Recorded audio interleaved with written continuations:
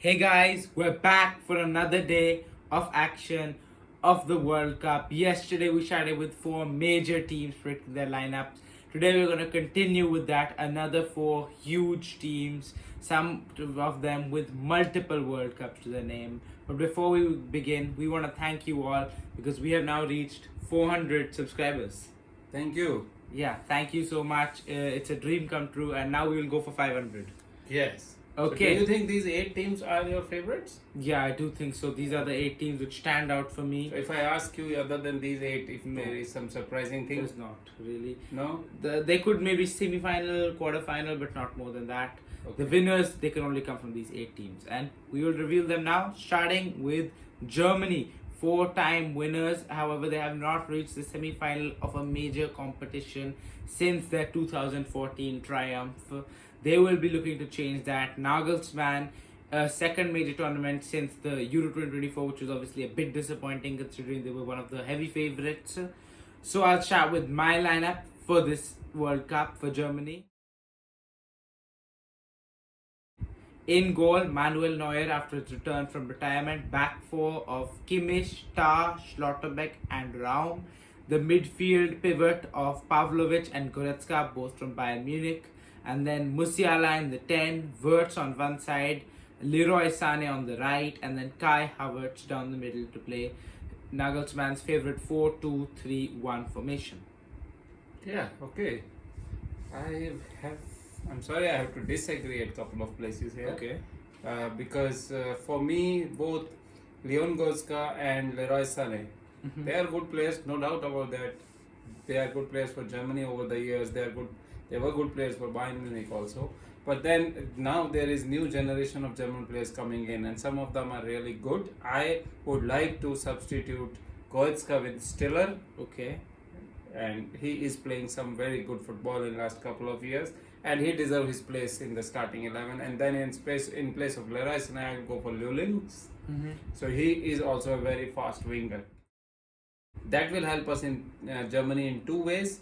That the youth will come in, the pace will come in, and they can attack more with lot of pace, and that is what is required in this German team. Yeah. Okay. One more topic on the youth I want to touch. There's a lot of talk of whether Nathaniel Brown will start in front of David Raum. What do you think of that? Yeah, maybe he's a good player, but at the same time, this is World Cup.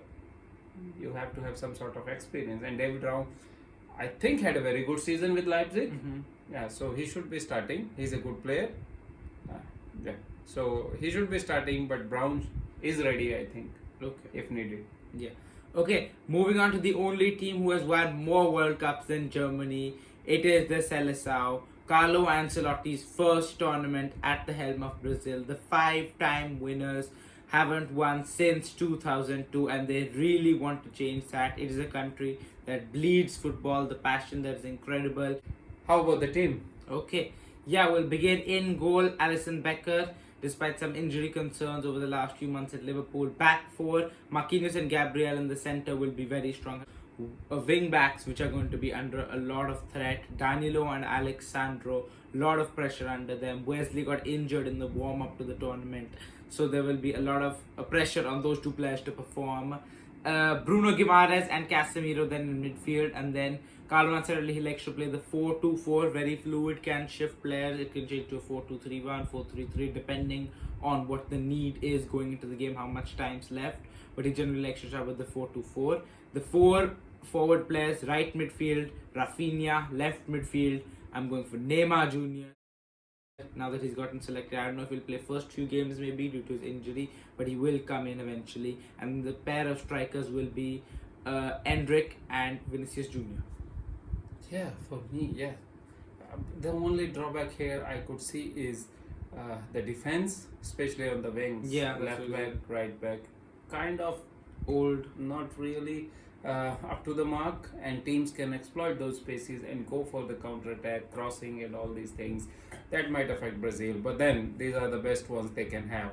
I would suggest a couple of changes here because Neymar's call was more all and all emotional call from Ancelotti. I no doubt Neymar is a great player, but at this point, I don't think Neymar deserves a place in Brazilian 11. Okay. That's more emotional thing. Maybe that factor will come in, and Neymar will show some magic to the world. But then at the moment in the first 11, Neymar do not have any part. I will put Kuna in place of Neymar. I will put Ryan in place of Endrick. Okay. Ryan, the Bournemouth player, as a winger on one side, and Kuna in the center, Vinicius Junior on the other side. That's what my team is.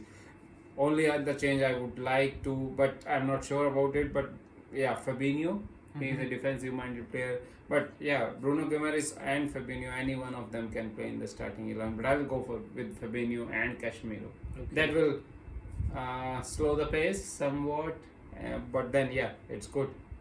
Okay, I can kind of understand the Cunha pick because Neymar is under a lot of doubt, injury concerns, as well as his present form playing in the Brazilian league. Fabinho also I can kind of understand because experience is sometimes needed at these tournaments, but like you said, it can be 50-50 between those two. What I don't understand is how he will play Ryan, because for me, I think Ancelotti is a big fan of Endrick.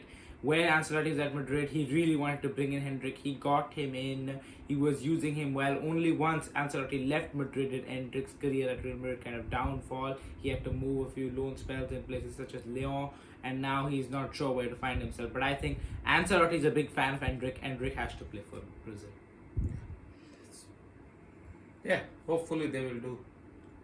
They will go all the way and win this one. Okay. For Neymar. Yeah. All right. Now to the Netherlands. Never have they won this competition. They have, however, lost in the final 3 times. They will look to make it 4th time the charm. Ronald Koeman, this is the 11. I think he's going to put out. In goal, Brighton's Bart Verbruggen. Back 4 of Denzel Dumfries, John Paul Van Hecke, Virgil van Dijk, the skipper, and Mickey van der Ven from Spurs. In midfield, I'm going for Frankie de Jong, Ryan Gravenberch. In the 10, who can move a little bit more forward-minded, Manchester City's Tijani Reinders. On the right, the second top scorer in Serie A despite only joining in January, Daniel Malen. Left winger Cody Gakpo, and up top, record goal scorer Memphis Depay. Yeah, they have a very good defense. Some of their players are amazing. So, yeah, and then there was this prediction from One of the guys prediction gurus, yeah. Prediction gurus. He has predicted Netherlands to win this time. Let's see how it goes. But yeah, defense is good. Midfield is okay, I would say. In the forward line, I am sure that Ronald Koeman is not going to do that. But if I am there, I will put Brobbey in place of Depay. Depay is a little bit older. He's playing in Brazil somewhere, not really up to the mark. Brobbey is confident at the moment. He scored some crucial goals for Sunderland, and I would put him in just to create that sort of nuisance in the top half of the pitch that will create some scare among the defenders facing him.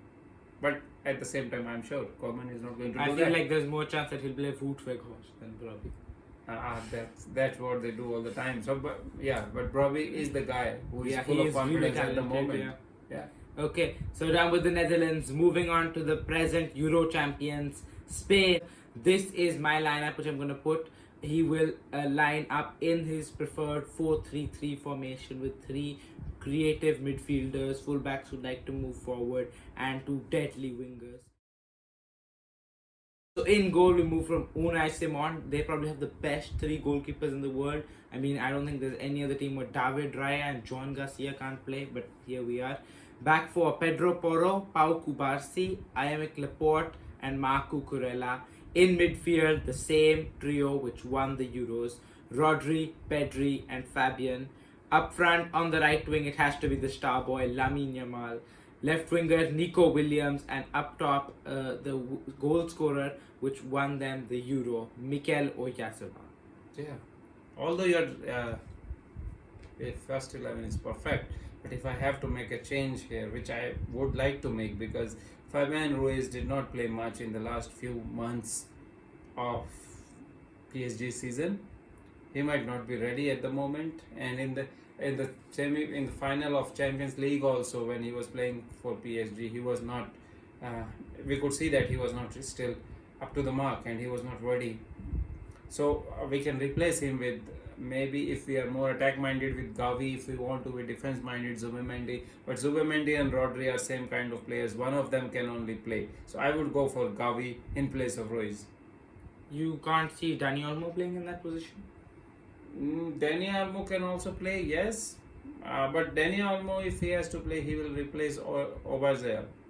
So yeah, that's it for this video. Stay tuned for more World Cup content. We'll see you soon. Please like and subscribe. Thank you.